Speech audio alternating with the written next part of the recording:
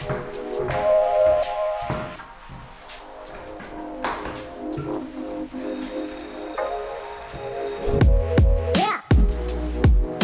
guys, Ollie from Cycling Pulse here. Now, we've had the Wattbike Atom lying around for a little while, and we thought to ourselves, hey, why don't we test it out against one of our favorite smart trainers, the Wahoo Kickr? So we're gonna do it. We're gonna put them head to head and see how we get on. Let's do this. Just a quick one, guys. If you like the video, don't forget to subscribe, and otherwise, please do drop a like below. For the uninitiated, there is a big difference between the Kickr and the Atom. The Kickr is a smart direct drive trainer and the Atom is a smart bike. So you'll need a bike to use the Kickr, whereas with the Atom, it's simply a case of plugging it in and pedaling. So it's best in one class against best in another. Both the Kickr and the Atom are fully compatible with third-party training apps like TrainerRoad and Zwift via ANT+ and Bluetooth. They've got awesome inbuilt power measurement, well within plus or minus 2% accuracy, and both Wahoo and Wattbike have their own training apps too. The full package Wahoo setup, which we're pitting against the Atom, also includes the Kickr Climb, Wahoo's indoor gradient simulator, and the Kickr Headwind, Wahoo's smart fan, which is the first of its kind, blasting you with air according to the speed you're traveling or pedaling. You get my drift. So two heavyweights going head to head, but what about price? Well, the full Wahoo setup will set you back £1,700 at current prices, and the Atom costs £1,600, a significantly lower price than previous iterations, which were in the £2,000+ range. Still, deep pockets required for either of these two, but two options you'll definitely want to consider if you're looking to splash the cash.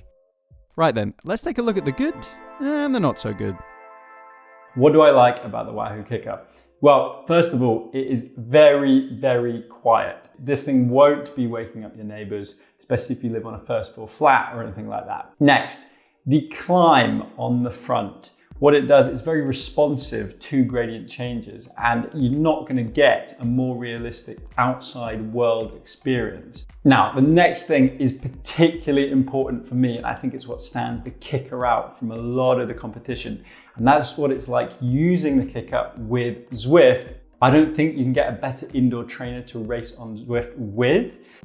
This thing is super, super responsive. As I said, it reacts to gradient changes really quickly, so you feel all of those. And because you've got your normal bike on it, it's very, very realistic. So gear changes, for example, are instantaneous. And finally, what I really, really like about the Wahoo Kickr is the ride feel. Like I said, this thing is very, very realistic to riding outside on the road. And what you notice when you pedal is just how smooth it is. And it really sort of absorbs your pedal stroke in a very kind of realistic way. It's quite difficult to describe, but once you get on it, you'll notice it immediately. And that is slightly different to the feeling you get when you're using the Atom. There are a few things I really, really like about the Wattbike Atom. First of all, the convenience of it. So it's a real, true plug and play unit. You literally just plug it in down here and you're ready to ride. Now, in terms of setup, unlike a smart trainer, like the Kickr, for example, you don't have to faff around putting your bike on it, etc. You can literally hop on this, jump out of bed, 2 minutes later, you're literally riding. One of the advantages of an indoor bike like this is that you can put your road bike away, put it in the shed, wherever you want to store it, and just use this. And if you think about it, and this is something that a lot of people don't think about really, you're not going to get any wear on your drivetrain or anything like that over winter. If you do lots and lots of miles indoors, it kind of gives you a bit of peace of mind that you're not going to be wearing out all your components, etc. Next, the Wattbike Atom is a hell of a stable, sturdy beast of an indoor bike. This thing feels really super secure and you're not worrying about maybe inflicting any damage onto your bike. And finally, and this is a really nice little feature from Wattbike, Wattbike's own app is actually really cool. It's got a whole long list of off-the-shelf workouts you can pick and choose, so you don't have to use kind of third-party apps like Zwift, TrainerRoad, Sufferfest, anything like that. And this is kind of where the Wattbike starts coming into its own. It has this really cool thing called Polar View, and you may have seen this, but what it is, it's a visual representation of your pedal stroke. And it basically tells you at what points in the pedal stroke you may be losing power and how you can improve on that. Now, what do I not like about the Wahoo Kickr? Now, the Headwind is the smart fan that was released last year, and it kind of completes the setup. So you've got the trainer, you've got the climb on the front, and the Headwind. The headwind is a smart fan, so it's designed to replicate kind of outdoor riding conditions, headwinds, for example, that keep you cool at the same time. And it also responds, so it will increase its power when you start riding faster, when you put out more power. For me personally, I don't think you need the headwind. I think it's just unnecessary. As a fan, it works perfectly well. But for me, when I'm on the trainer, I prefer just a massive conventional fan just blowing as much air into me as possible. So just unnecessary for me. What do I not like about the Wattbike Atom? First of all, the noise. The Wattbike Atom is noticeably louder than the Kickr and lots of other top-of-the-range smart trainers. Now, this is only going to be a problem if that's a particular concern to you. I mean, if you live in a small block of flats or something like that and you're concerned about the neighbors hearing you, etc. For me, it wasn't too much of an issue, but all I would say is that it is noticeably louder.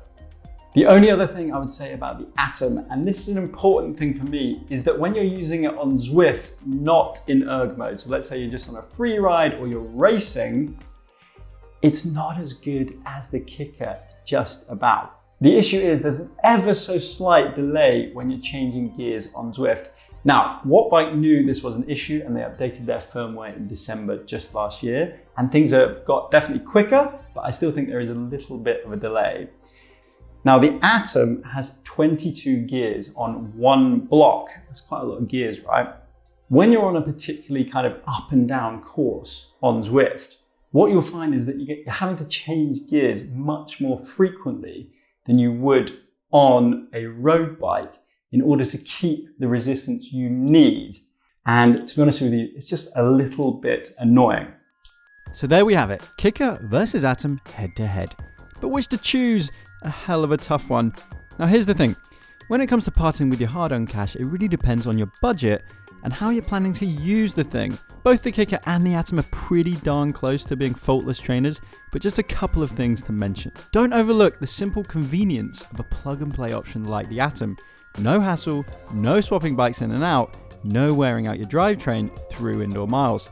But if training on the exact same setup as your road bike is important to you, let's say you're training for long endurance rides, then clearly a smart bike's not for you. For me, the Kickr just edges the Atom when it comes to ride feel and also virtual racing on Zwift, thanks to the Atom's slightly more sluggish shifting. So overall, it would really come down to my budget.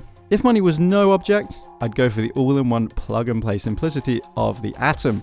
If £1,600, £1,700 was achievable but a bit of a stretch, I'd ditch the climb and the headwind and go for the Kickr.